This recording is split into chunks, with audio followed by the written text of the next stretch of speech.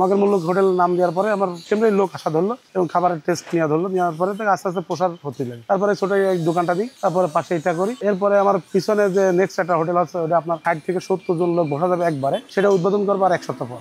এর আগে হোটেল আমার নামেই ছিল, রোকন হোটেল ছিল, কিন্তু বিভিন্ন জায়গায় আমরা এই পর্যটক হিসেবে খেতে যাই।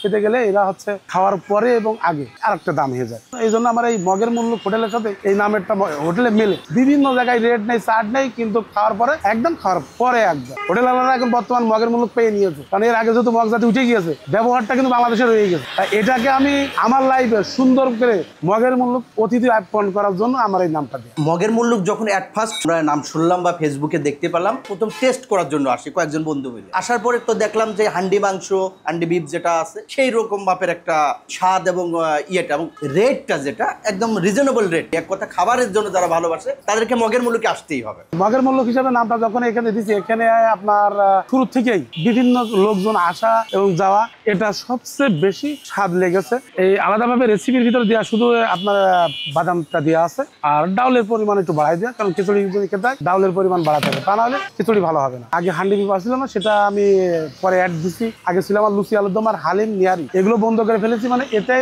অতিরিক্ত বেচা কেনার চাপ, শুধু খিচুড়ি বেচছি আর ওইটা চালু হলে ইনশাল্লাহ ওখানে সবকিছু পাবে। মগের মুল্লুকে মানুষ ভাবে হয়তো বা বিশৃঙ্খলা হতে পারে, অনেক লোক চাট দেখে, অনেক লোক এসে জিজ্ঞেস করে খায়, কারণ আর এই নাম তো ভয়ঙ্কর নাম। মগের মুল্লুক মানে তো বিরাট ব্যাপার।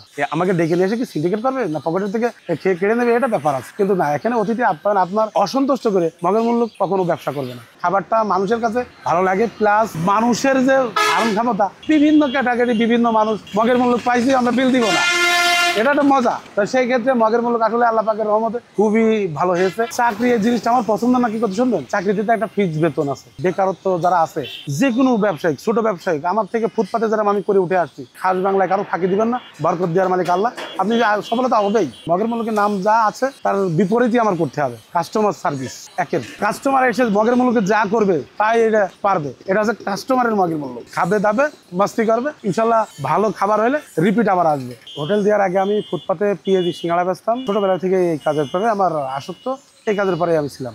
গরুর কালাভুনা খেয়েছি আর হান্ডি খেয়েছি, এটা তো আলাদা। কালাভুনা এবং মনে করেন হান্ডিটা এখানে রেয়ার, হান্ডিটা সব জায়গায় হয় না, যার কারণে এখানে একটু কিউরিওসিটি থেকে আসা। এখানে আপনার যদি কোনো লোক ভাই যদি আসে বলে বা ফকির মিসকিন যে যেমনই আছে, আপনি দেখুন হয়তো বা লজ্জায় বলতে পারছেন না, জাস্ট আমার কানে এসে বলবেন যে আমার ভাই ক্ষুধা লাগছে, আলহামদুলিল্লাহ আপনার খাওয়াই 2 টাকা গাড়ি ভাড়া দিয়ে আমি আপনাকে গন্তব্য পৌঁছানো পরিবেশ করে দেবো ইনশাল্লাহ। আমি নিজে এক সময় এই বাজারে 10 টাকার একটা রুটি কিনে খাওয়ার তৌফিক ছিল না, আল্লাহ পাক এখন এই ডাবল পাইছি ইনশাল্লাহ। আমি পেটের ক্ষুধা কি জিনিস আমি জানি, কিন্তু বাট আমি কিন্তু 12-13 দিন উপোস কিছু খাবার পাইনি। তো খাবার হিসেবে এই সময়টা আমি আর একটা হোটেল যখন ভেঙে ফেললাম, তখন আমার খুব কষ্ট ছিল, প্লাস ফ্যামিলিগত খুব টেনশন, একটা ঝামেলা দৌড়ে যায়। বাড়িওয়ালাকে বা আমার ছেলে মেয়েকে আমরা বাড়ি থেকে রাগারাগি করে খেতাই দিও নানি বাড়ি। সেখান থেকে 12-13 দিন না খেতে একটা শিক্ষা পেয়ে এই যে কাজকে আঁকড়িয়ে ভালোবেসে ধরেছি, আলহামদুলিল্লাহ। আল্লাহ পাক কিভাবে আল্লাহ দেয়, আল্লাহ এখন যা দিচ্ছে আলহামদুলিল্লাহ। আমি 1 গুণ চাই, আল্লাহ 5 গুণ দিয়েছে আমার এই ব্যবসার বরকত।